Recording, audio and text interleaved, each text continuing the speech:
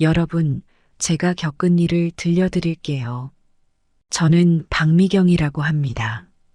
올해 63살이고요. 외동아들 영규가 있어요.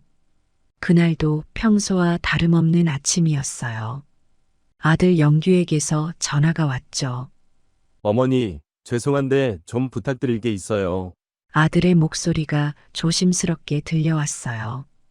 그래, 무슨 일이니? 다음 주부터 며칠 동안 손주를 봐주실 수 있으세요? 아내가 재택근무를 하긴 하는데 중요한 프로젝트가 있어서요. 순간 기분이 좋아졌어요. 손주를 보는 건 언제나 즐거운 일이니까요. 그래, 알았다. 내일 가마. 전 바로 승낙했어요. 다음 날 아침 서둘러 준비를 하고 아들 집으로 향했죠. 가는 길에 손주가 좋아하는 과자도 사고 내가 좋아하는 김치도 담았어요. 아들 집에 도착하니 며느리가 반갑게 맞아주더라고요.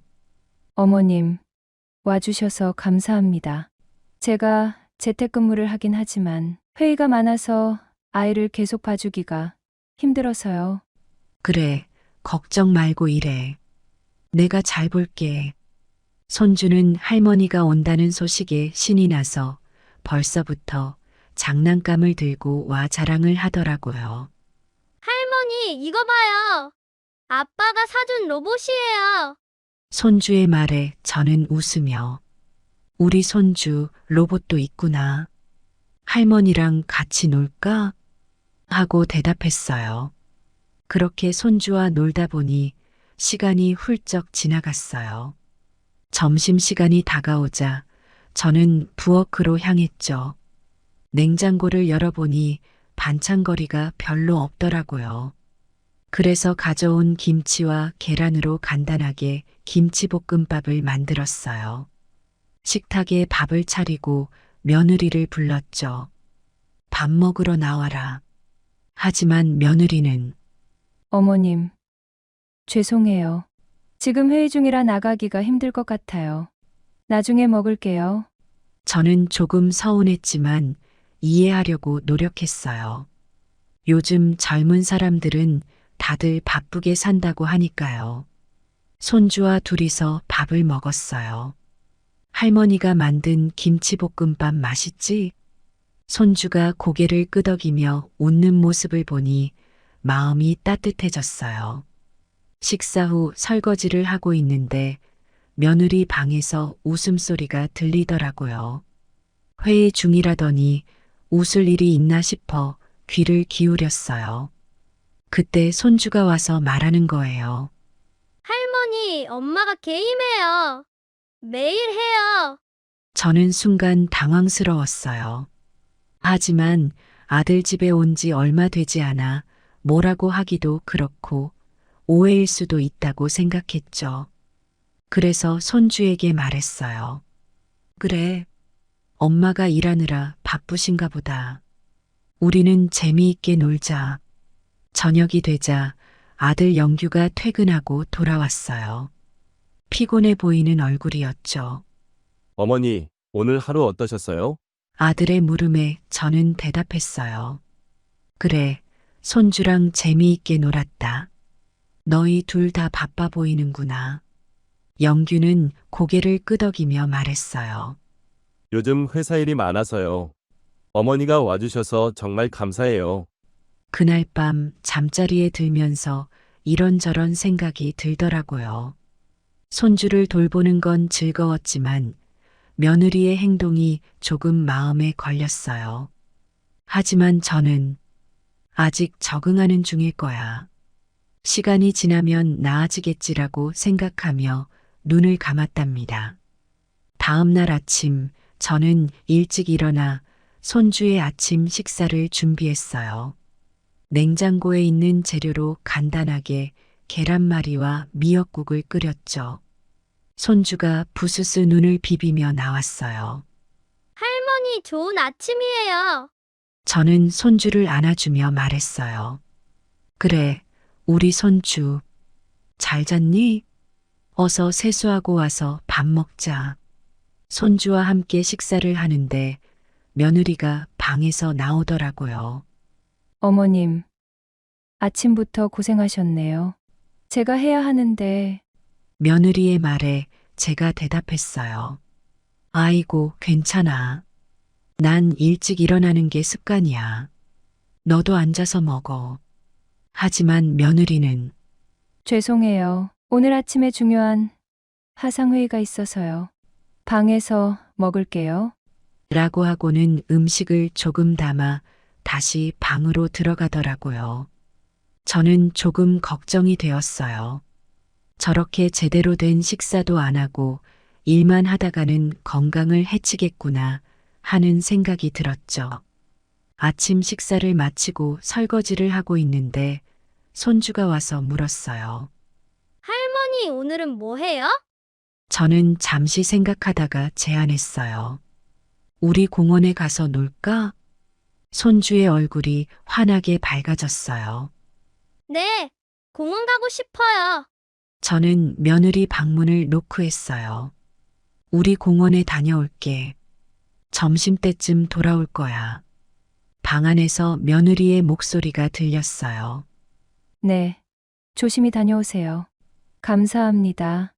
손주와 함께 집을 나서 근처 공원으로 향했어요. 날씨가 참 좋더라고요. 햇살은 따뜻하고 바람은 시원했죠. 공원에 도착하자 손주가 신나서 뛰어다니기 시작했어요. 그 모습을 보니 저도 덩달아 기분이 좋아졌어요. 할머니, 그네 태워주세요. 손주의 요청에 저는 흔쾌히 응했죠. 그네를 밀어주면서 손주의 웃음소리를 들으니 세상 모든 걱정이 사라지는 것 같았어요.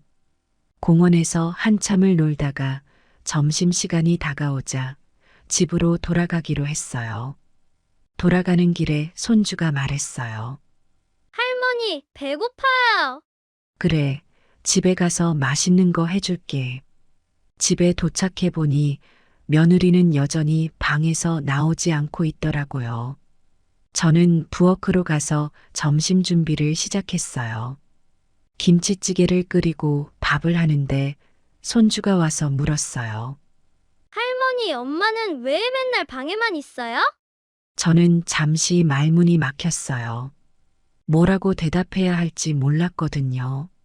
하지만 이내 마음을 가다듬고 대답했죠. 엄마가 지금 중요한 일을 하고 있나 봐. 우리가 이해해주자. 점심을 차리고 며느리를 불렀어요. 식사하러 나와라. 하지만 이번에도 며느리는 나오지 않았어요. 어머님, 죄송해요. 지금 회의 중이에요. 나중에 먹을게요. 저는 한숨을 쉬며 손주와 둘이서 식사를 했어요. 식사를 마치고 설거지를 하는데 문득 며느리 방에서 웃음소리가 들리는 것 같았어요. 설마 하는 생각이 들었지만 저는 고개를 저었어요. 내가 너무 예민한가? 젊은 사람들은 일하는 방식이 다르지. 오후에는 손주와 함께 집에서 놀았어요. 블록 쌓기도 하고 그림도 그리고 책도 읽어주었죠. 저녁이 되어 아들 영규가 퇴근하고 돌아왔어요. 어머니, 오늘도 수고 많으셨어요. 아니야, 손주랑 노는 게 뭐가 수고야. 재밌지. 영규가 며느리 방문을 노크했어요. 여보, 나왔어. 며느리가 방에서 나왔어요. 피곤해 보이는 얼굴이었죠. 오늘도 늦었네요. 저는 저녁 식사를 준비하면서 며느리를 힐끗힐끗 보았어요. 뭔가 말하고 싶은 게 있는 것 같았지만 차마 입이 떨어지지 않았어요. 그날 밤 잠자리에 들면서 저는 생각했어요. 내일은 며느리와 이야기를 나눠봐야겠어. 뭔가 문제가 있는 것 같아. 하지만 그때는 몰랐죠. 다음날 일어날 일들을 말이에요. 며칠이 지나고 저는 손주와 함께 근처 공원으로 산책을 나갔어요. 봄날의 따스한 햇살이 기분 좋게 얼굴을 비추는 날이었죠. 공원에 도착하자 손주는 신이 나서 뛰어다녔어요. 그 모습을 보고 있자니 저도 모르게 미소가 지어졌어요. 공원 곳곳에는 아이들이 뛰어놀고 있었어요. 저는 손주에게 저기 가서 친구들이랑 놀아볼래? 하고 물었죠. 처음에는 조금 망설이는 듯 했지만 이내 용기를 내어 또래 아이들에게 다가갔어요. 얼마 지나지 않아 손주는 다른 아이들과 어울려 신나게 놀고 있었어요. 아이들이 노는 모습을 지켜보며 저는 벤치에 앉았어요. 그때 옆자리에 다른 할머니 한 분이 앉으셨죠. 우리는 자연스럽게 이야기를 나누기 시작했어요. 손주 자랑도 하고 요즘 젊은 부부들의 육아 방식에 대해서도 이야기를 나눴어요. 요즘 젊은 사람들은 참 바쁘게 사는 것 같아요. 제가 한 말에 그 할머니도 고개를 끄덕이셨어요. 맞아요. 우리 때와는 많이 다르죠. 요즘은 아이를 키우는 것도 경쟁이 되는 것 같아요. 그 말을 들으며 저는 며느리를 떠올렸어요. 며느리도 그런 압박감을 느끼고 있는 건 아닐까 하는 생각이 들었죠. 우리는 한참을 이야기하며 서로의 경험과 고민을 나누었어요.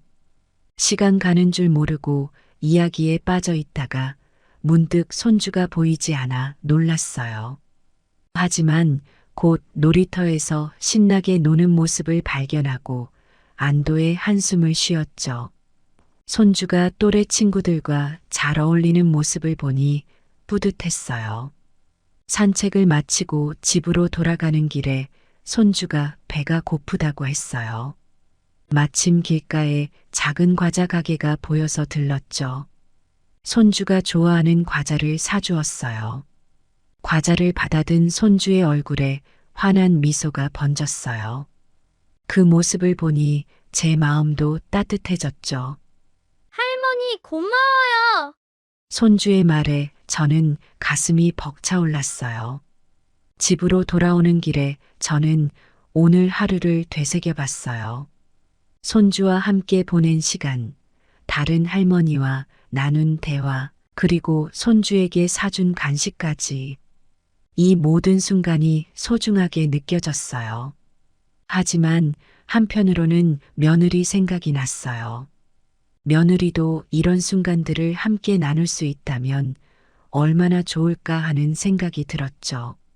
집에 도착하면 오늘 있었던 일들을 며느리에게 이야기해주고 싶었어요. 그렇게 우리는 즐거운 마음으로 집으로 향했어요. 앞으로도 이런 행복한 순간들이 더 많아지기를 바라며 말이에요.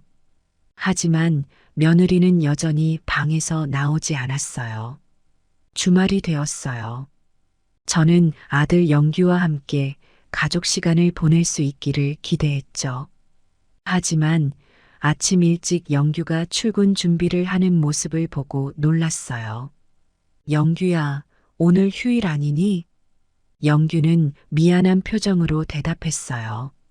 죄송해요, 어머니. 갑자기 중요한 프로젝트가 생겨서 출근해야 해요. 실망스러웠지만 이해하려 노력했어요. 요즘 젊은이들의 직장 생활이 얼마나 힘든지 알고 있었거든요. 하지만 한편으로는 가족과의 시간도 중요하다는 걸 영규에게 알려주고 싶었어요. 영규가 나간 후 저는 손주와 함께 무엇을 할지 고민했어요. 문득 집안이 좀 어수선하다는 생각이 들었죠. 우리 오늘 대청소할까? 손주는 처음에는 별로 내키지 않아 하는 듯 했어요. 하지만 제가 재미있는 게임처럼 만들어 보겠다고 하자 흥미를 보였죠. 우리는 함께 방 구석구석을 정리하기 시작했어요. 장난감을 정리하고 책장을 닦고 옷장을 정리했죠. 손주에게는 작은 걸레를 주어 함께 청소하게 했어요. 할머니, 이렇게 하면 돼요? 손주가 열심히 바닥을 닦는 모습을 보며 저는 뿌듯했어요. 그래, 우리 손주 정말 잘하네.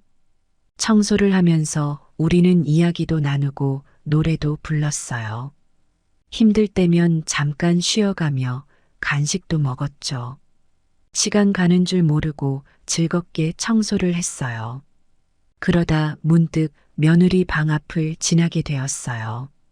문이 살짝 열려 있었는데 안에서 이상한 소리가 들렸어요. 자세히 들어보니 게임 소리 같았어요. 순간 가슴이 철렁 내려앉았어요. 설마 하는 생각이 들었지만 확신할 수는 없었어요. 며느리가 재택근무 중이라고 했으니 잠깐 쉬는 시간에 게임을 하는 걸 수도 있겠다고 생각했죠. 하지만 마음 한구석이 불편했어요.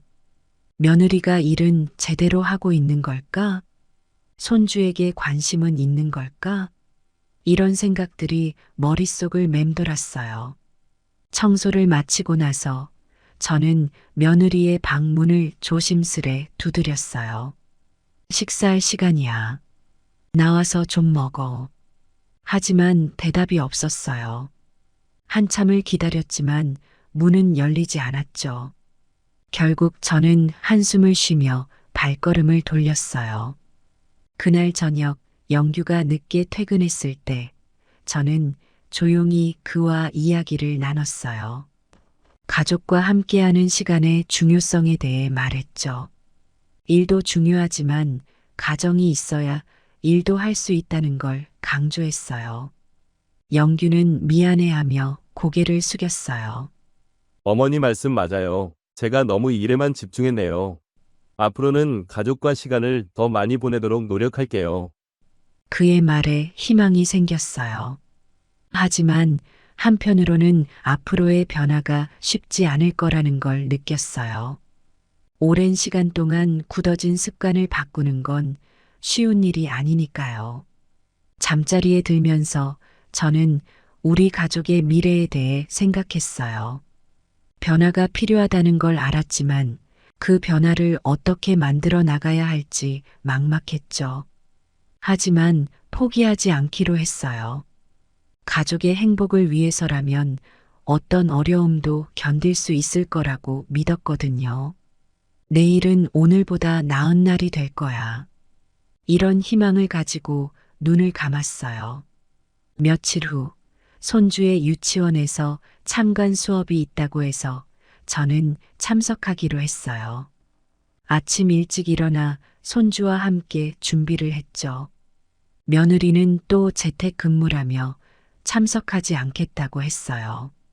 아쉬웠지만 강요할 수는 없었죠. 유치원에 도착하니 다른 학부모들이 많이 와 있더라고요.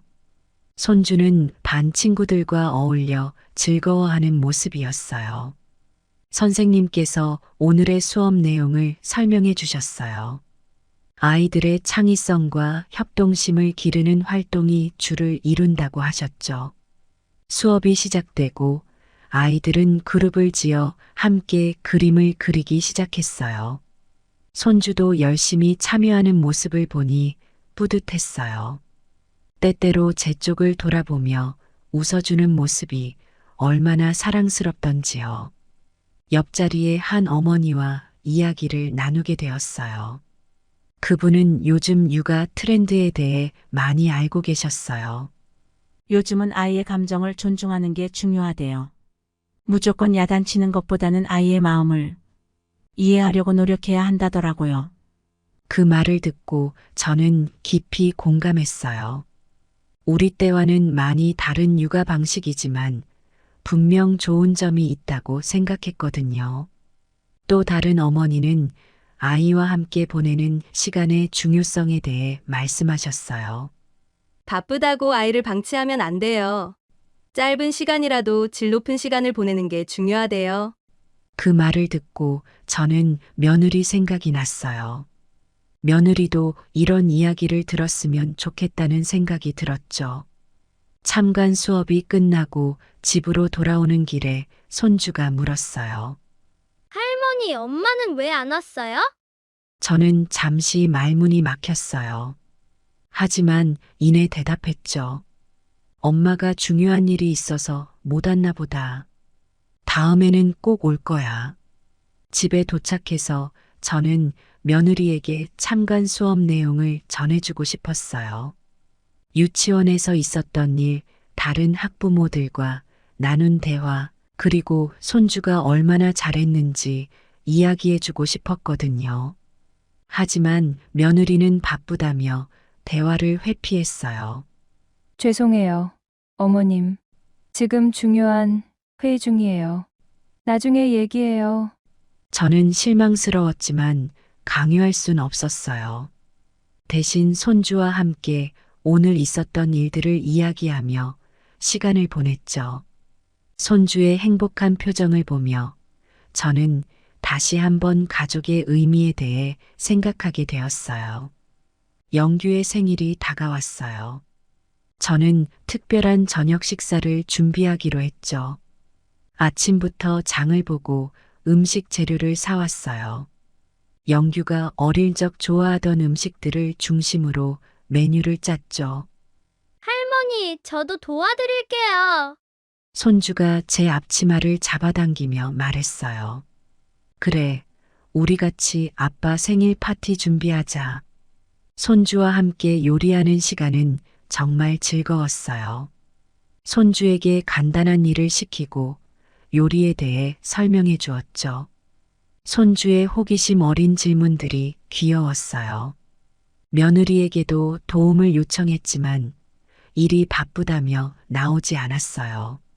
조금 서운했지만 이해하려 노력했죠. 저녁이 되고 영규가 퇴근했어요. 어머니, 이게 다 뭐예요? 제 생일 챙겨주시고. 영규의 감동한 목소리에 저도 뿌듯했어요. 우리는 식탁에 둘러앉았어요. 손주가 준비한 생일 카드를 영규에게 건넸죠. 영규는 기쁜 표정으로 카드를 읽었어요. 하지만 그때 갑자기 영규의 전화가 울렸어요. 죄송합니다. 잠깐만요. 영규는 자리에서 일어나 통화를 시작했어요. 처음에는 짧게 끝날 줄 알았는데 통화가 길어지더라고요. 결국 영규는 방으로 들어가 한참을 통화했어요. 그 사이 며느리는 휴대폰만 들여다보고 있었어요.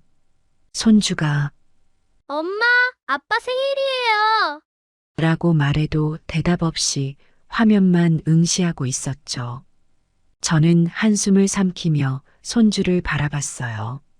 손주의 실망한 표정이 마음에 걸렸어요. 우리 케이크 자를까? 손주와 둘이서 케이크에 촛불을 켜고 노래를 불렀어요. 영규의 빈자리가 크게 느껴졌지만 손주를 위해 밝은 표정을 지으려 노력했죠. 영규가 통화를 마치고 돌아왔을 때 음식은 이미 식어 있었어요. 정말 죄송해요. 어머니, 중요한 일이라. 저는 고개를 저었어요. 됐다. 어서 먹자. 배고프겠다. 식사 시간 내내 어색한 분위기가 감돌았어요. 영규는 미안해하는 눈치였고 며느리는 여전히 휴대폰에서 눈을 떼지 않았죠. 손주만이 이야기를 하려 노력했지만 반응이 없자 점점 말수가 줄어들었어요. 식사가 끝나고 설거지를 하면서 저는 생각에 잠겼어요. 가족이 함께 모여 있지만 마음은 모두 다른 곳에 있는 것 같았죠. 이게 정말 가족의 모습일까? 어떻게 하면 우리 가족이 진정으로 하나가 될 수 있을까? 라고 생각하며 잠이 들었어요. 며칠 후 며느리가 제게 다가와 말했어요. 어머님. 제 친정 부모님이 이번 주말에 오시기로 했어요. 저는 놀랐지만 기쁜 마음으로 대답했어요. 그래, 잘 됐구나. 준비할 게 많겠어. 며느리의 부모님이 오신다는 소식에 집안 분위기가 한껏 들뜨더라고요. 손주는 외할머니, 외할아버지를 만난다며 신이 나 있었고 영규도 평소보다 일찍 퇴근하겠다고 했어요. 저는 아침부터 분주히 움직였어요. 집안 구석구석을 청소하고 장을 보러 나갔죠. 며느리의 부모님이 좋아하실 만한 음식을 준비하기로 했어요. 어머님, 제가 도와드릴게요. 며느리가 부엌에 들어와 말했어요. 함께 음식을 준비하면서 오랜만에 며느리와 이야기를 나눌 수 있었죠. 부모님이 오시면 좋겠어요. 요즘 들어 부모님 생각이 많이 나더라고요. 며느리의 말에 저는 안쓰러운 마음이 들었어요. 준비를 하면서 저는 며느리의 부모님을 통해 며느리를 더 이해할 수 있을 거란 기대도 생겼어요. 어쩌면 이번 기회에 우리 가족 관계가 더 돈독해질 수 있지 않을까 하는 희망도 생겼고요. 드디어 주말이 되었어요. 아침부터 온 가족이 분주히 움직였죠. 손주는 방을 정리하고 영규는 거실을 청소했어요. 며느리는 음식 준비를 도왔고 저는 마지막으로 집안 곳곳을 점검했어요. 그런데 갑자기 며느리의 전화가 울렸어요. 통화를 마친 며느리의 표정이 어둡더라고요. 어머님, 부모님이 갑자기 못 오신대요. 아버지께서 편찮으셔서. 저는 놀라서 물었어요. 큰일은 아니겠지? 많이 아프신 거니? 며느리는 고개를 저었어요. 아뇨. 그렇게 심각한 건 아니래요. 그냥 컨디션이 안 좋으시대요. 저는 며느리의 실망한 표정을 보며 안타까웠어요. 손주도 고개를 푹 숙이고 있었죠. 괜찮아. 다음에 오시면 되지. 우리끼리라도 맛있게 먹자. 저는 가족들을 위로하며 말했어요. 하지만 준비했던 음식들을 보니 허전한 마음을 감출 수가 없었어요. 모처럼 가족이 하나 되어 준비했던 시간들이 아쉬웠죠. 저녁 식사 시간, 식탁에 둘러앉은 우리 가족의 모습이 왠지 쓸쓸해 보였어요. 며느리는 휴대폰만 들여다보고 있었고 영규는 피곤한 듯 멍하니 앉아 있었죠. 잠자리에 들면서 저는 생각했어요. 가족이란 무엇일까? 어떻게 하면 우리가 진정한 가족이 될 수 있을까? 쉽게 답을 찾을 수 없는 질문이었지만 포기하고 싶지 않았어요. 내일은 더 나은 날이 될 거란 희망을 품고 잠이 들었답니다. 어느 날 아침 손주가 평소와 달리 기운이 없어 보였어요. 이마를 만져보니 뜨겁더라고요. 어머, 우리 강이 어디 아파? 손주는 기운 없이 대답했어요. 할머니, 머리가 아파요. 체온계로 재보니 39도나 되었어요. 저는 걱정되는 마음에 며느리 방문을 노크했어요. 얘가 열이 많이 나. 병원에 데려가 봐야겠어. 며느리가 방에서 나왔어요. 하지만 예상과 달리 그녀의 반응은 냉담했어요. 어머님, 죄송해요. 제가 중요한 화상회의가 있어서. 저는 한숨을 쉬며 말했어요. 알았어. 내가 데려갈게. 넌 이래. 병원으로 향하는 길, 손주의 뜨거운 이마를 만지며 저는 생각했어요. 가족이 이렇게 힘들 때 서로 도와야 하는데, 의사 선생님께서 진찰을 마치고 말씀하셨어요. 감기 초기 증상이네요.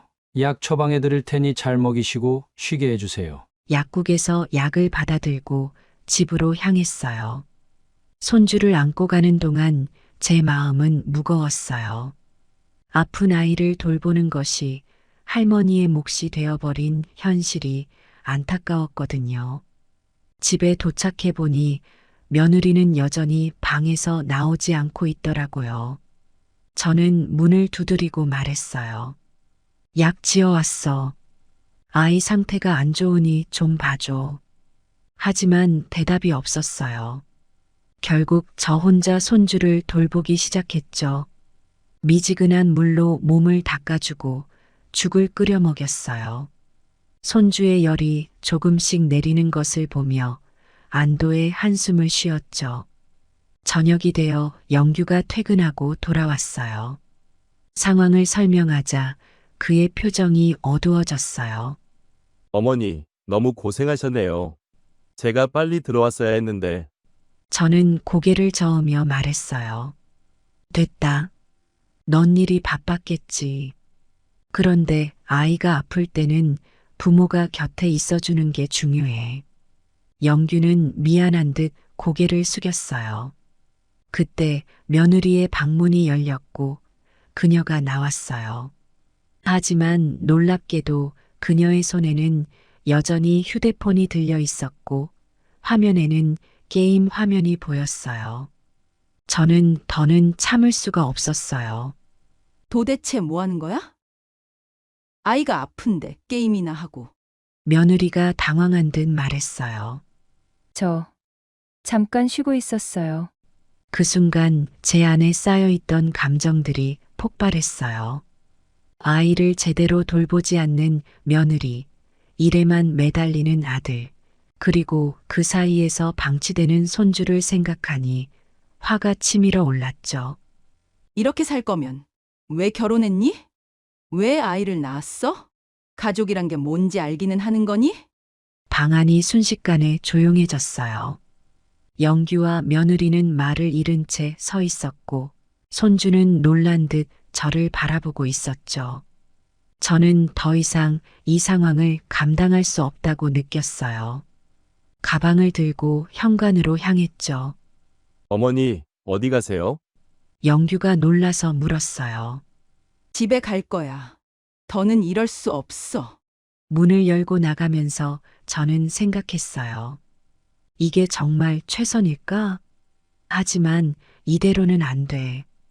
그렇게 저는 아들 집을 나와 제 집으로 향했어요. 가슴이 아팠지만 이게 우리 가족에게 필요한 변화일지도 모른다고 생각했죠.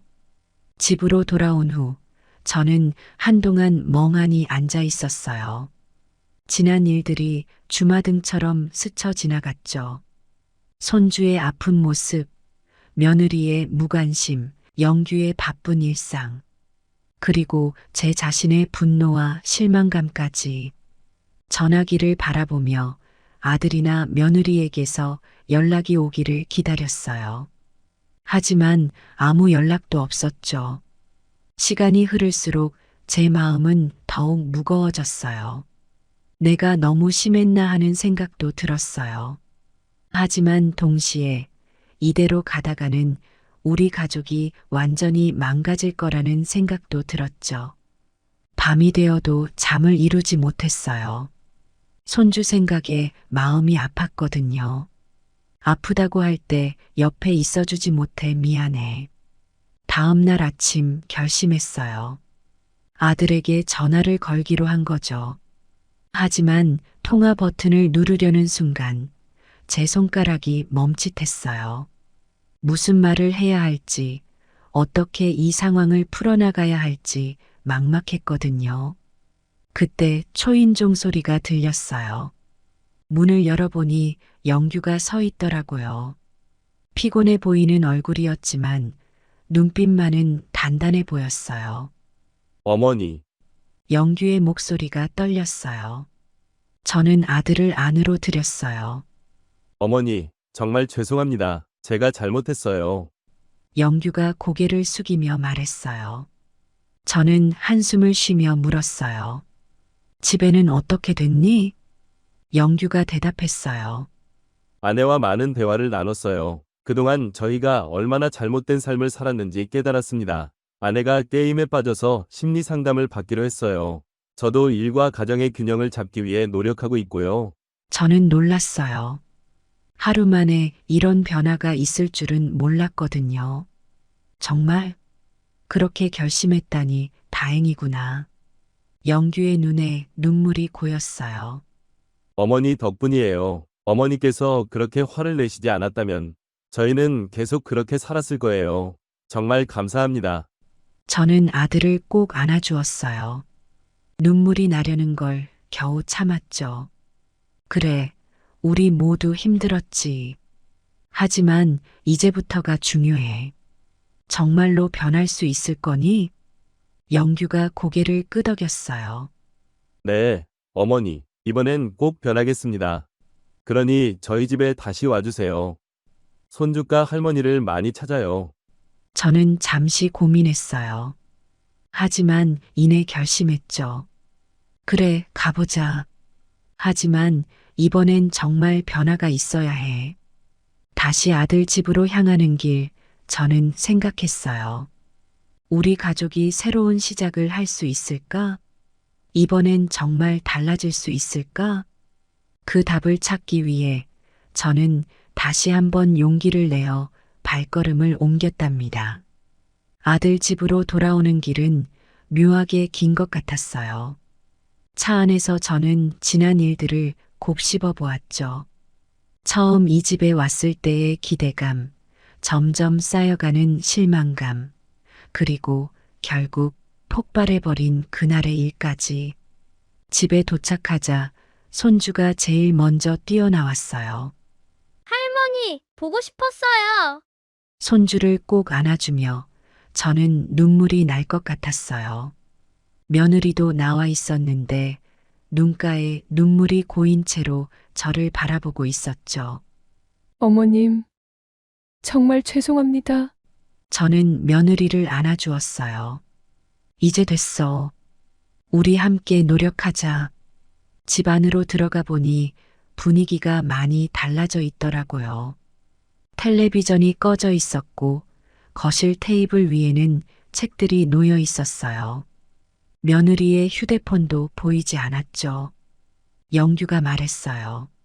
어머니, 저희가 약속드릴게요. 이제부터 정말 달라질 거예요. 며느리도 고개를 끄덕였어요. 네, 어머님. 제가 정말 열심히 노력하겠습니다. 상담도 받고, 그리고 육아에 대해서도 공부하고 있답니다. 저는 그들의 진심 어린 모습에 감동했어요. 하지만 동시에 걱정도 되었죠. 변화는 쉽지 않으니까요.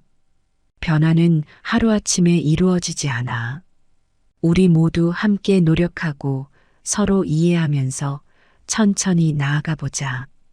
그날 저녁 우리는 오랜만에 가족 모두 둘러앉아 식사를 했어요. 손주가 유치원에서 있었던 일을 신나게 얘기하는 걸 들으며 영규와 며느리는 진지하게 귀 기울였죠. 휴대폰도 텔레비전도 없는 저녁 식사였어요. 식사 후 영규가 제안했어요. 우리 가족 회의를 해볼까요? 앞으로 어떻게 지낼지 이야기를 나눠보면 좋을 것 같아요. 우리는 거실에 모여 앉아 이야기를 나눴어요.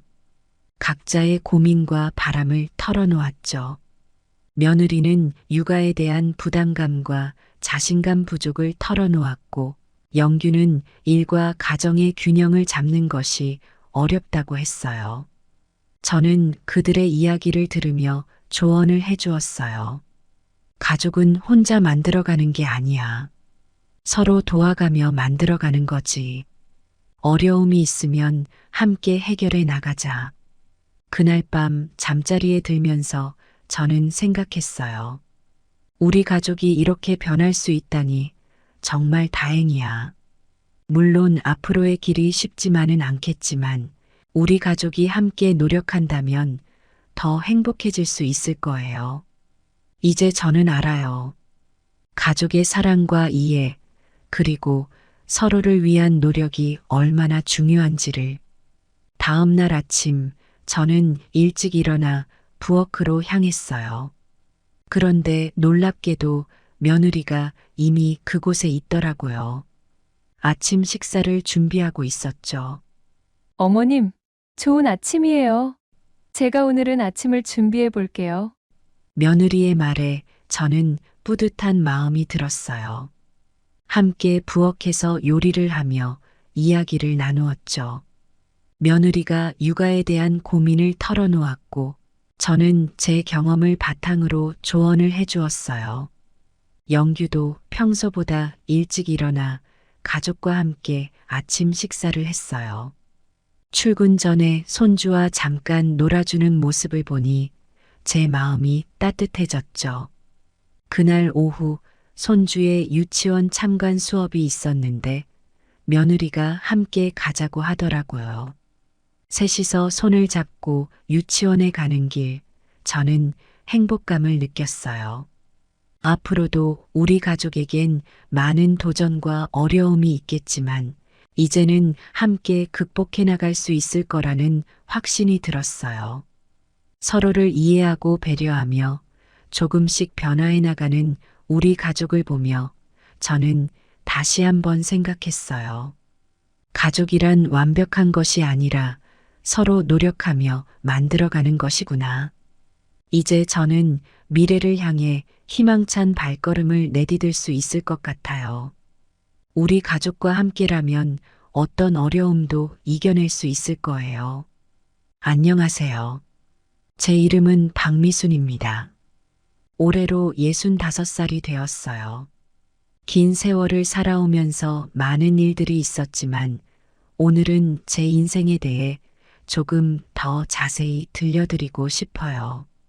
제 이야기가 누군가에게는 위로가, 또 누군가에게는 교훈이 될 수 있기를 바랍니다. 젊은 시절부터 저는 남편과 함께 작은 분식집을 운영했어요. 우리 부부의 첫 가게였죠. 골목 안쪽에 자리 잡은 조그마한 가게였지만 우리에겐 꿈과 희망이 가득한 곳이었어요. 매일 새벽 4시에 일어나 재료를 준비하고 밤 10시가 넘어서야 문을 닫았어요. 힘들었지만 행복했어요. 남편은 언제나 제 옆에서 든든한 힘이 되어 주었고 우리의 작은 가게는 사랑으로 가득 찼었죠. 손님들이 맛있게 음식을 드시는 모습을 보면 그렇게 뿌듯할 수가 없었어요. 특히 학생들이 방과 후에 들러 떡볶이를 먹으며 수다 떠는 모습을 보면 저도 모르게 미소가 지어졌죠. 그 아이들 중 몇몇은 성인이 되어 가끔 찾아와 그때 얘기를 하곤 했어요. 그럴 때마다 그 시절이 그리워집니다. 그렇게 하루하루 열심히 살았어요. 조금씩 돈도 모이고 단골 손님도 늘어갔죠. 그러다 우리 부부에게 가장 큰 선물이 찾아왔어요. 바로 아들 만혁이었죠. 만혁이가 태어났을 때 그 기쁨은 말로 표현할 수 없었어요. 앞으로 새 식구가 행복하게 살 거라고 믿었죠. 하지만 세상 일이 뜻대로 되나요? 만혁이가 10살 되던 해 겨울, 갑자기 남편이 쓰러졌어요. 처음엔 과로겠거니 하고 대수롭지 않게 여겼는데 병원에 실려간 남편의 병세가 급격히 악화되더니 결국 세상을 떠나고 말았어요. 의사 선생님 말씀이 가난 말기래요. 그때 하늘이 무너지는 것 같았어요. 남편은 마지막 순간에 제 손을 꼭 잡고 이렇게 말했어요. 미순아, 미안해. 만혁이, 잘 부탁해. 넌 할 수 있어. 그 말을 듣는 순간 눈물이 멈추지 않았어요. 그날 밤 저는 만혁이를 꼭 안고 밤새 울었어요. 하지만 울고만 있을 순 없었죠. 이제 제가 가장이 되어 만혁이를 키워야 했으니까요. 남편의 장례를 치르고 난 후 저는 혼자 모든 것을 감당해야 했어요. 슬퍼할 겨를도 없이 바로 일터로 나가야 했습니다. 그때부터 저 혼자 아들을 키우며 장사를 해야 했어요. 아침부터 밤까지 쉴 새 없이 일했죠. 만혁이가 학교에서 돌아올 때면 잠깐 시간을 내어 숙제를 봐주고 저녁을 먹이곤 했어요. 그리고 다시 가게로 돌아와 늦은 밤까지 일했습니다. 몸은 고됐지만 만혁이를 위해 버텨야 했어요. 가끔 너무 힘들어 포기하고 싶을 때면 남편이 했던 말을 떠올렸어요. 넌 할 수 있어. 그 말을 기억하며 다시 힘을 냈죠. 만혁이가 잘 자라는 모습을 보면 그동안의 고생이 눈 녹듯 사라졌어요. 주변에서는 재혼을 권하기도 했어요. 혼자 애 키우기 힘들 텐데 새 아버지를 만들어주는 게 어떻겠냐고요. 하지만 저는 거절했어요. 만혁이에게 새아버지가 생기는 걸 원치 않았고 혼자서도 잘 키울 수 있다고 믿었거든요. 힘들 때마다 남편의 사진을 보며 힘을 냈어요. 세월이 흘러 만혁이는 어느새 훌쩍 자랐어요. 착하고 공부도 잘했죠. 선생님들도 만혁이를 칭찬하셨어요. 어머니, 만혁이 정말 착하고 똑똑해요. 앞으로가 기대돼요. 그런 말씀을 들을 때마다 가슴이 뿌듯했죠. 제가 한 몸 바쳐 뒷바라지한 보람이 있어 좋은 대학에 들어갔어요. 그날 합격 소식을 들었을 때의 기쁨이란 지금도 생생해요. 온 동네방네 소문이 났어요. 모두들 혼자 애 키우느라 얼마나 힘들었겠냐며 축하해 주셨어요. 그때 느낀 자부심은 말로 표현할 수 없을 정도였어요. 대학에 입학한 만혁이를 보며 이제 좀 편해질 수 있겠다고 생각했어요. 세상 일이 뜻대로 되는 법은 없나 봐요. 만혁이가 대학 2학년이 되던 해 갑자기 뜻밖의 소식을 들고 왔어요. 여자친구가 생겼다며 결혼하겠다는 거예요. 그 말을 듣는 순간 저는 너무 놀라 말문이 막혔어요. 아직 학생인데 어떻게 결혼을 한다는 건지 머릿속이 하얘졌죠. 마녀가 너무 이른 거 아니니? 공부도 다 못 끝냈는데 떨리는 목소리로 말렸어요. 하지만 만혁이의 눈빛은 확고했어요. 사랑에 빠진 젊은이의 열정을 누가 막을 수 있겠어요. 제 말은 만혁이의 귓가를 스쳐 지나갈 뿐이었죠. 엄마, 저 정말 사랑해요. 이 사람 아니면 안 돼요. 만혁이의 목소리에는 단호함이 묻어났어요. 그 모습을 보니 한편으로는 대견하면서도 한편으로는 걱정이 되더라고요. 과연 잘 살 수 있을까 하는 생각이 끊임없이 들었죠. 그쪽 집에서도 반대했다고 해요.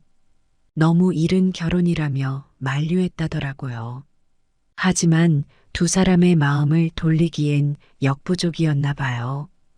결국 만혁이는 결혼을 강행했고 저는 어쩔 수 없이 동의할 수밖에 없었죠.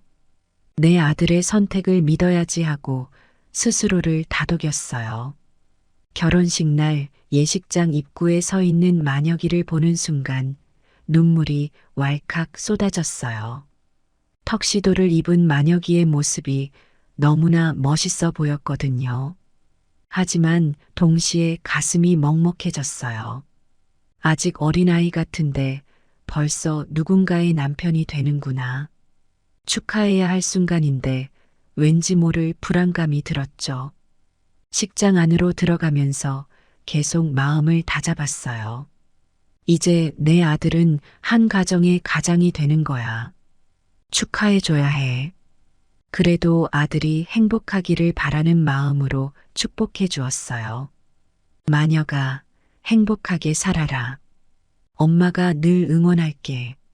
만혁이는 환하게 웃으며 고마워했죠. 그 미소를 보니 잠시나마 걱정이 사라지는 것 같았어요. 그때만 해도 저는 이 결혼이 우리 가족에게 어떤 변화를 가져올지 전혀 알지 못했어요. 결혼 초 만혁이 부부는 제 집에서 살았어요. 신혼집을 마련할 형편이 안 된다며 잠시 함께 살자고 하더라고요. 저야 좋았죠. 아들 곁에서 새 살림 시작하는 걸 도와줄 수 있으니까요. 새 식구가 온다는 생각에 설레는 마음으로 집안 곳곳을 깨끗이 청소하고 새 이불도 준비했어요. 처음엔 며느리가 공손하고 착한 아이 같아 보였어요. 어머니, 제가 해드릴게요. 라면서 집안일을 도와주곤 했죠. 식사 준비도 돕고 빨래도 하고 청소도 했어요. 그 모습을 보며 며느리 복이 있구나 싶었죠.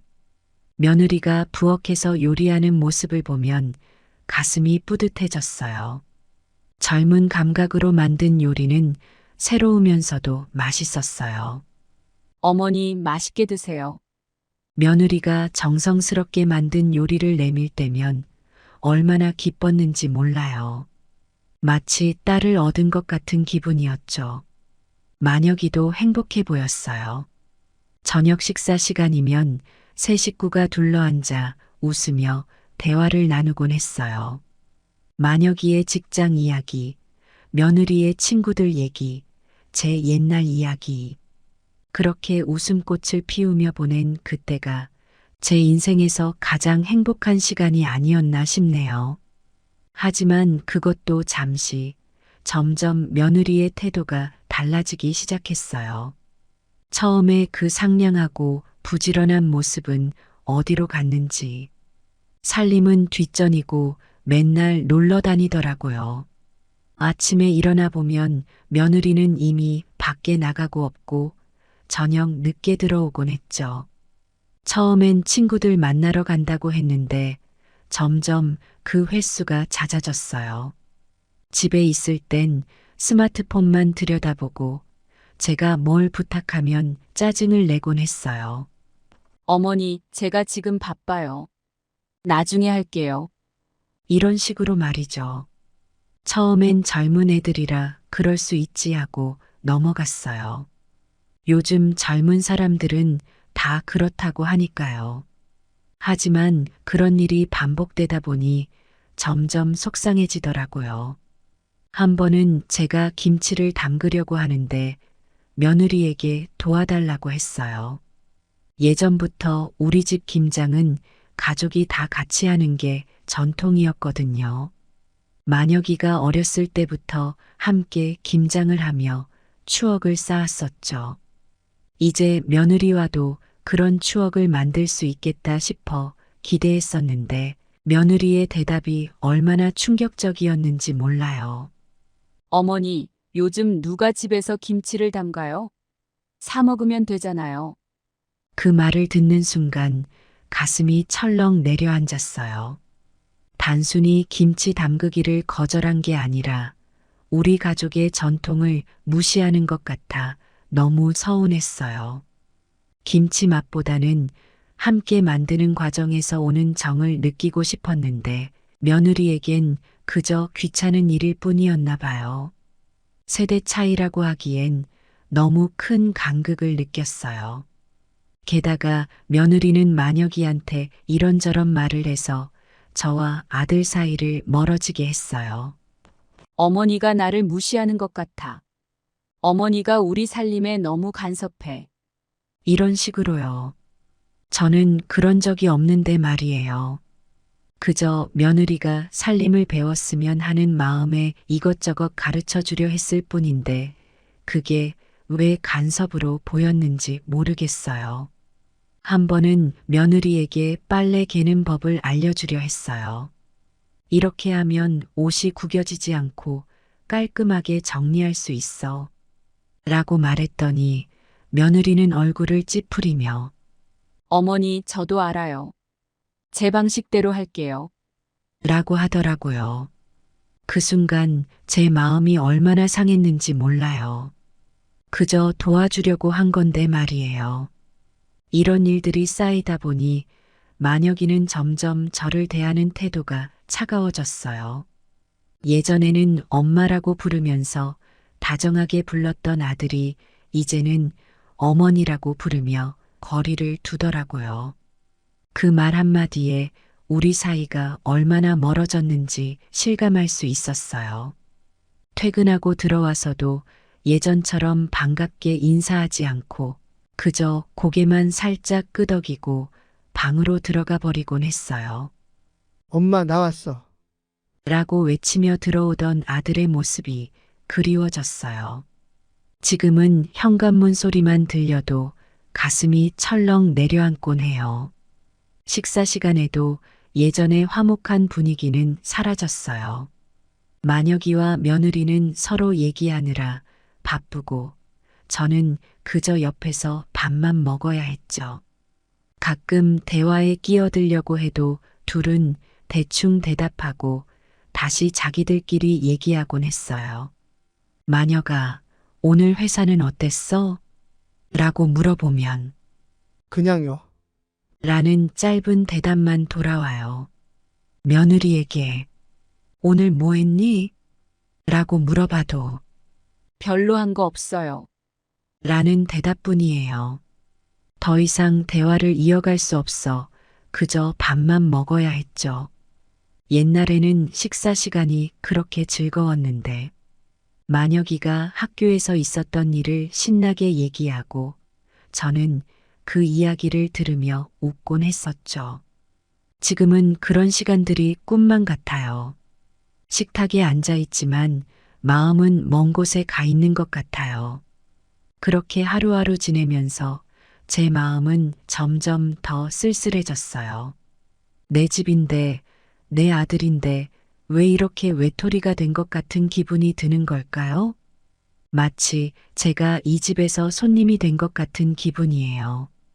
내 방에 들어가 문을 닫으면 그제야 숨을 쉴 수 있을 것 같아요. 밤마다 이불 속에서 눈물을 훔치곤 했어요. 만혁이가 어렸을 때 찍은 사진을 보며 우리 아들 언제부터 이렇게 변한 거니? 라고 중얼거리곤 했죠. 그때는 제 품에 안겨 잠들던 아들이 이제는 저를 낯선 사람 대하듯 해요. 그 생각을 하면 가슴이 찢어질 것 같아요. 하지만 누구에게 하소연할 수도 없었죠. 친구들에게 말하자니 창피하고 만혁이에게 직접 말하자니 더 멀어질까 두려웠어요. 그저 시간이 지나면 나아지겠지 하는 희망을 가지고 참고 또 참았어요. 매일 아침 거울을 보며 오늘은 좋은 날이 될 거야 라고 다짐하곤 했어요. 하지만 현실은 달라지지 않았죠. 그래도 포기하지 않고 만혁이와 며느리에게 다가가려 노력했어요. 언젠가는 우리가 다시 가족다운 가족이 될 수 있을 거라 믿으면서요. 하지만 그 언젠가가 언제 올지 기다리는 시간이 너무 길고 외롭게 느껴졌어요. 결국 둘은 따로 나가 살겠다며 이사를 갔죠. 만혁이가 짐을 싸는 걸 보며 눈물이 났어요. 하지만 붙잡을 수가 없었어요. 문턱을 넘어가는 만혁이의 뒷모습을 보며 이제 정말 끝인가 하는 생각이 들었죠. 그날 밤 텅 빈 집에 혼자 남아 울었어요. 남편이 세상을 떠났을 때보다 더 외롭고 서러웠어요. 그 후로 만혁이는 저를 찾아오지 않았어요. 명절에도 안 오고 전화도 잘 안 받았죠. 처음엔 매일 전화를 걸었어요. 하지만 대부분 지금 바빠요. 나중에 전화할게요. 라는 짧은 대답뿐이었죠. 점점 전화 거는 횟수도 줄어들었어요. 한 달에 한 번, 두 달에 한 번, 나중엔 반년에 한 번 통화하기도 힘들었어요. 한 번은 독감에 걸려 며칠째 알아누웠는데 너무 힘들어서 만혁이에게 연락했어요. 만혁아, 엄마가 많이 아파. 좀 와줄 수 있니? 어머니, 제가 지금 회사에서 너무 바빠요. 나중에 시간 나면 갈게요. 라고 하더라고요. 결국 오지 않았어요. 그때 정말 서러웠어요. 내가 키운 아들인데 이렇게 남처럼 굴다니. 저는 매일 울면서 지냈어요. 창밖으로 보이는 행복해 보이는 가족들을 보며 왜 이렇게 됐을까? 내가 뭘 잘못했나 하고 생각하며 괴로워했죠. 밤마다 만혁이 어렸을 때 사진을 보며 그리워했어요. 그때로 돌아갈 수만 있다면 뭐든 다르게 해볼 텐데 하는 생각이 들었죠. 동네 사람들 모임에 가보기도 했어요. 처음엔 그래도 사람들과 어울리면 마음이 나아질까 싶어서요. 하지만 다들 손주 자랑하는 걸 듣고 있자니 더 서러워져서 그만뒀어요. 우리 손주가 어쩌고 저쩌고 하는 얘기를 들을 때마다 가슴이 아팠거든요. 결국 집에서 텔레비전이나 보며 시간을 보냈죠. 가끔 옛 단골 손님들이 찾아와 안부를 물어주시곤 했어요. 그게 유일한 위안이었었죠. 그렇게 외롭고 쓸쓸한 날들이 이어졌어요. 매일 아침 눈을 뜨면 오늘은 만혁이가 연락할까 하는 기대를 하면서도 저녁이 되면 또 실망하곤 했죠. 시간이 지날수록 점점 더 우울해졌어요. 가끔은 내가 왜 살아야 하나 하는 생각까지 들었어요. 그러던 어느 날 갑자기 동사무소에서 연락이 왔어요. 옛날에 샀던 땅이 재개발 지역으로 지정되었다는 거예요. 남편 살아있을 때 어렵게 모아 장만했던 땅인데 솔직히 잊고 있었어요. 그 땅을 살 때만 해도 이게 뭐가 되겠어 싶었는데 세월이 지나니 이렇게 값어치가 있는 거였네요. 보상금으로 10억 원이 넘는 돈을 받게 된다고 하더라고요. 처음 들었을 땐 깜짝 놀라 말을 잇지 못했어요. 평생 가난하게 살았는데 갑자기 큰 돈이 생긴 거죠. 믿기지 않았어요. 그 순간 머릿속이 하얘졌어요. 이게 정말 사실일까? 꿈을 꾸는 걸까 하는 생각이 들었죠. 며칠 밤을 뜬 눈으로 지새웠어요. 이 돈으로 뭘 할까 하는 생각에 잠을 이루지 못했죠. 만혁이에게 줘야 할까 아니면 나 혼자 써야 할까 고민이 많았어요. 한편으로는 이제 편하게 살 수 있겠구나 하는 안도감도 들었고 다른 한편으로는 이 돈 때문에 누군가 나를 이용하려 들면 어쩌지 하는 걱정도 됐어요. 그래도 우선 만혁이에게 알려야겠다고 생각했어요. 아무리 그래도 내 아들인데 이런 중요한 일을 모르게 할 순 없잖아요. 떨리는 마음으로 만혁이에게 전화를 걸었어요. 오랜만에 거는 전화라 가슴이 두근거렸죠. 근데 전화를 안 받더라고요. 그러다 며칠 뒤에 만혁이가 갑자기 연락을 해왔어요. 오랜만에 들리는 아들의 목소리에 가슴이 뛰었어요. 어머니 보고 싶어요. 찾아뵈어도 될까요? 그 말을 듣는 순간 그동안의 서운함이 눈 녹듯 사라지는 것 같았어요. 약속한 날 만혁이와 며느리가 함께 찾아왔어요. 문을 열고 그들을 마주한 순간 눈시울이 뜨거워졌어요. 만혁이는 허리를 굽혀 인사하며 어머니 정말 죄송해요. 그동안 제가 너무 불효했어요. 라고 말하며 제 손을 잡았어요. 그의 손에서 따뜻함이 전해져 왔어요. 며느리도 고개를 숙이며 어머님 용서해 주세요. 앞으로 잘 모시겠습니다.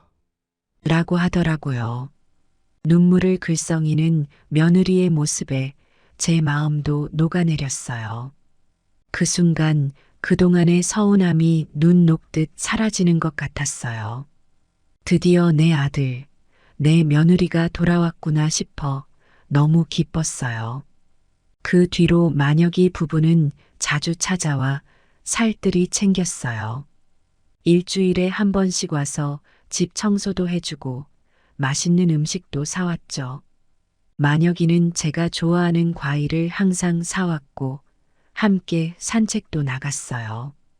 오랜만에 느껴보는 가족의 온기에 가슴이 따뜻해졌어요. 처음엔 이 모든 게 꿈만 같았어요.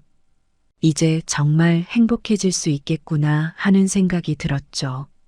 매일 아침 일어나면 오늘은 또 어떤 행복이 찾아올까 기대에 부풀었어요.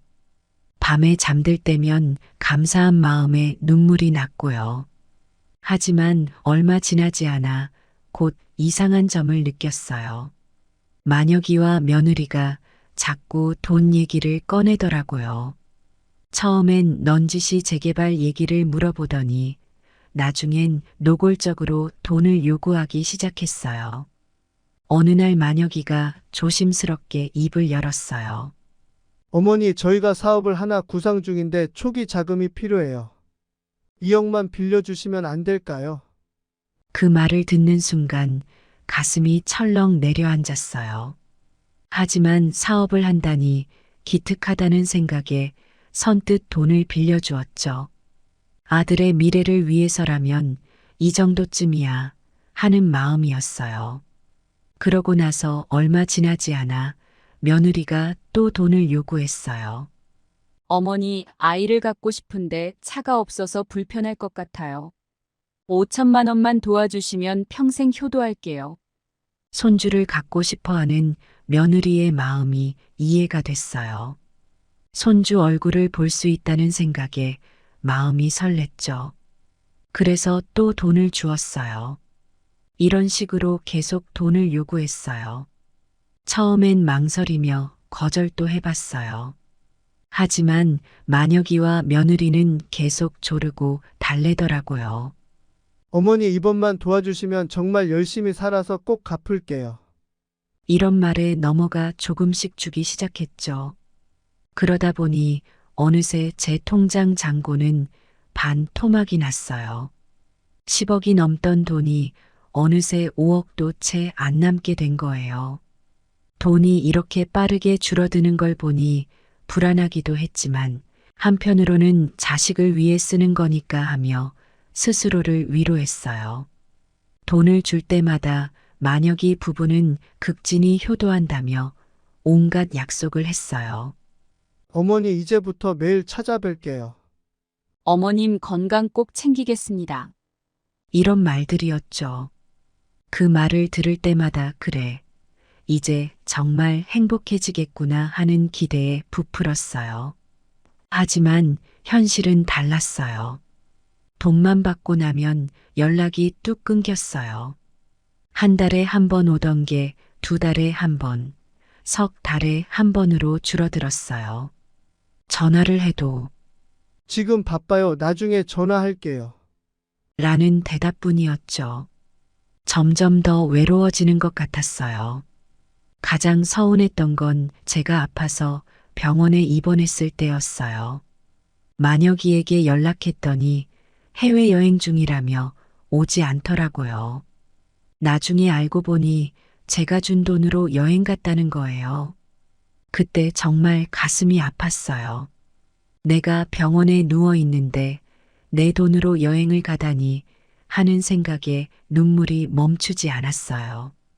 병실에 혼자 누워 천장만 바라보며 많은 생각이 들었어요. 점점 더 서운한 마음이 커져갔어요. 이 돈을 이렇게 허무하게 써버리는 게 맞나 싶었죠. 후회도 들었어요. 하지만 한편으론 그래도 내 자식인데 라는 생각에 계속 참았어요. 언젠가는 정신 차리겠지 하는 희망을 버리지 않았던 거예요. 아들에 대한 사랑이 아직 남아 있었나 봐요. 그래서 전화가 올 때마다 또 기대를 하고 실망하고 그 과정을 반복했어요. 밤마다 이불 속에서 눈물을 훔치면서도 내일은 달라질 거야 하고 믿었어요. 하지만 날이 갈수록 만혁이 부부의 연락은 뜸해졌고 제 마음속 상처는 더 깊어만 갔어요. 그래도 포기할 수 없었어요. 내 아들, 내 며느리니까. 그들이 언젠가 진심으로 후회하고 돌아오길 바라는 마음으로 하루하루를 버텼어요. 그러던 어느 날 만혁이가 또 돈을 빌리러 왔어요. 이번엔 집을 사겠다며 5억을 요구하더라고요. 문을 열고 들어서는 만혁이의 표정에서 뭔가 다른 점을 느꼈어요. 눈빛이 예전과 달랐어요. 따뜻함이나 죄송함은 없고 그저 뭔가를 얻으려는 듯한 냉정한 눈빛이었죠. 만혁이는 거실에 앉자마자 본론부터 꺼냈어요. 어머니 우리 애기도 생겼는데 이제 집 한 채는 있어야 하지 않겠어요? 어차피 나중에 어머니 재산 다 저희 거 될 텐데 미리 주시면 안 돼요? 그 말을 듣는 순간 온몸에 전기가 흐르는 것 같았어요. 뭔가가 확 깨닫는 느낌이 들었어요. 마치 오랫동안 안개 속을 헤매다 갑자기 맑은 하늘을 보게 된 것처럼요. 이 사람들은 나를 어머니로 생각하는 게 아니라 그저 돈줄로만 여기는구나. 그제야 모든 게 분명해졌어요. 지난 몇 달간의 일들이 주마등처럼 스쳐 지나갔어요. 갑자기 찾아와 눈물 흘리며 용서를 빌던 모습, 자주 찾아와 살뜰히 챙기던 모습, 효도하겠다며 하던 약속들. 그 모든 것이 연기였다는 걸 깨달았죠. 그들에게 나는 그저 돈을 뽑아낼 수 있는 ATM기 같은 존재였던 거예요. 가슴이 찢어지는 것 같았어요. 내가 그토록 사랑하고 아끼던 아들, 그리고 며느리. 그들의 진심을 알게 되니 너무나 큰 상처와 배신감이 밀려왔어요. 눈물이 왈칵 쏟아지려 했지만 꾹 참았어요. 더 이상 그들 앞에서 약한 모습을 보이고 싶지 않았거든요. 대신 깊은 숨을 들이쉬고 가능한 한 차분하고 단호한 목소리로 말했어요. 마녀가 미안하구나. 하지만 이제 더 이상 줄 돈이 없어. 나도 늙어서 병원비도 들고 살아갈 돈이 필요해. 너희 둘이 열심히 살아보렴. 그 말을 듣고 만혁이 부부의 표정이 순식간에 바뀌는 걸 볼 수 있었어요. 그동안의 온화하고 다정한 표정은 온데간데 없고 짜증과 실망감이 역력한 얼굴이 되더라고요. 만혁이는 잠시 아무 말도 하지 않다가 벌떡 일어났어요. 알겠습니다. 그럼 가보겠습니다. 차가운 목소리로 말하고는 며느리의 손을 잡고 문 쪽으로 향했어요. 그게 마지막이었어요. 문이 쿵 하고 닫히는 소리가 들리고 그들의 발자국 소리가 멀어져 가는 걸 들으며 저는 그 자리에 그대로 앉아 있었어요. 한동안 아무 생각도 들지 않았어요. 그저 멍하니 앉아 있었죠. 시간이 얼마나 지났을까요? 문득 정신을 차리고 보니 어둑어둑해진 거실에 혼자 앉아 있었어요. 그제야 눈물이 왈칵 쏟아졌어요. 한참을 울고 또 울었어요. 아들을 키우며 고생했던 지난 세월, 그의 결혼을 반대하지 못하고 허락했던 순간 며느리와의 갈등, 그리고 최근의 일들까지 모든 기억이 눈물과 함께 흘러내렸어요. 그 후로 만혁이 부부에게서 연락 한 번 없었어요. 제 마음은 찢어질 듯 아팠지만 한편으로는 후련하기도 했어요. 더 이상 거짓된 관계를 유지하지 않아도 된다는 안도감이 들었거든요. 이제와 돌아보니 참 어리석었다는 생각이 들어요. 돈으로 자식의 사랑을 살 수 있다고 착각했던 거죠.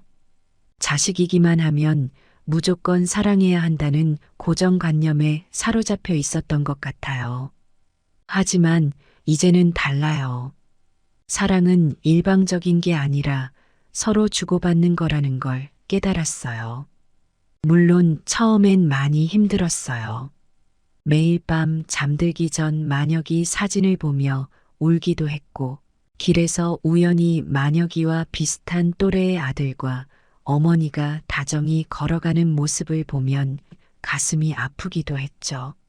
하지만 시간이 지나면서 조금씩 그 아픔을 받아들이는 법을 배웠어요. 이제 저는 남은 돈으로 조용히 살아가려고 해요. 매일 아침 일찍 일어나 동네 공원을 산책하고 친구들과 시간을 보내며 지내고 있어요. 작은 화분에 꽃도 가꾸고 동네 주민센터에서 하는 프로그램에도 참여하고 있어요. 외롭지 않게 지내려고 노력하고 있답니다. 가끔 제가 운영하던 분식집을 떠올리며 추억에 잠기곤 해요. 그때 제가 떡볶이를 만들어주면서 아이들 고민도 들어주고 격려도 해주곤 했었죠. 그 아이들은 지금 어른이 되어 각자의 자리에서 열심히 살아가고 있어요. 그들의 이야기를 들으면 제 마음도 따뜻해졌었어요. 물론 가끔 만혁이 생각이 나서 가슴이 아플 때도 있어요. 특히 명절이나 생일 같은 날엔 더 그래요. 하지만 이제는 그 아픔을 인정하고 받아들이는 법을 배웠어요. 그 아픔조차도 제 삶의 한 부분이라고 생각하며 살아가고 있답니다. 이렇게 지내다 보니 어느새 마음의 평화를 찾게 되었어요. 돈이나 물질적인 것들이 결코 행복을 가져다 주지 않는다는 걸 깨달았죠. 진정한 행복은 서로를 향한 진심 어린 사랑과 이해, 그리고 작은 것에 대한 감사함에서 온다는 걸 알게 되었어요. 제 이야기를 들으신 분들, 부디 부모님을 소중히 여기세요. 그리고 돈에 눈이 멀지 마세요. 물질적인 것들은 언젠가는 사라지지만 진심 어린 사랑과 추억은 영원히 남는답니다. 여러분의 부모님께 자주 연락드리고 찾아뵙고 사랑한다고 말씀드리세요. 그 작은 행동이 여러분과 부모님 모두에게 큰 행복을 가져다 줄 거예요. 그리고 자녀를 키우시는 부모님들, 자식들에게 물질적인 것보다는 사랑과 관심을 주세요. 돈으로 살 수 있는 건 한계가 있지만 부모의 사랑은 자식의 인생을 바꿀 수 있어요. 자식들과 많은 시간을 보내고 자식들의 이야기에 귀 기울여 주세요. 그게 바로 진정한 부자가 되는 길이에요. 마지막으로 인생길에는 내리막길도 있고 오르막길도 있다는 걸 기억하세요. 지금 힘든 시기를 겪고 계신다면 그것 또한 지나갈 거라는 걸 믿으세요. 저도 그랬듯이 여러분도 언젠가는 그 아픔을 이겨내고 더 강해질 수 있을 거예요. 긴 이야기 들어주셔서 감사합니다. 여러분 모두 행복하고 건강하시기를 바랍니다.